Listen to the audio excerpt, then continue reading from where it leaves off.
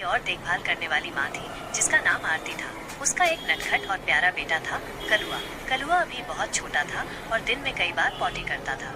आरती उसे रंगीन डायपर पहनाती थी जो कलुआ को बहुत पसंद थे। लेकिन कलुआ को डायपर पहनना अच्छा नहीं लगता था।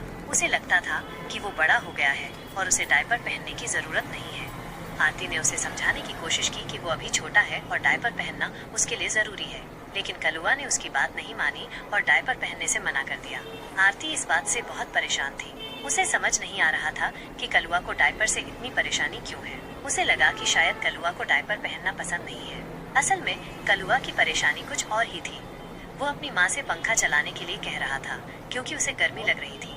आरती को लगा कि कलुआ को डायपर से परेशानी है, पर असली बात ये थी कि उसे गर्मी लग रही थी और वो पंखा चलाने के लिए कह रहा था। एक दिन आरती कलुआ को डॉक्टर के पास ले गई। डॉक्टर ने जांच करके बताया कि कलुआ को कोई बीमारी नहीं है, बल्कि वो सिर्फ अपने डायपर को बदलने के लिए कहने में झिझकता है। आरती को अब समझ में आया कि कलुआ की असली परेशानी क्या थी। उसने कलुआ से प्यार से बात की और समझाया कि डायपर पहनना कोई बुरी बात नहीं है। कलुआ ने अपनी माँ की बात सुनी और समझा कि वो हमेशा उसके लिए है। उसने आरती से कहा, माँ, मैं आपसे प्यार करता हूँ और आपकी बात मानूंगा। आरती ने उसे गले लगाया और कहा, मैं भी तुमसे बहुत प्यार करती हूँ मेरे बच्चे। उस दिन के बाद कलुआ ने अपने डायपर को बदलने के लिए कहना शुरू कर दिया। कलुआ और आरती का रिश्ता और भी मजबूत हो गया।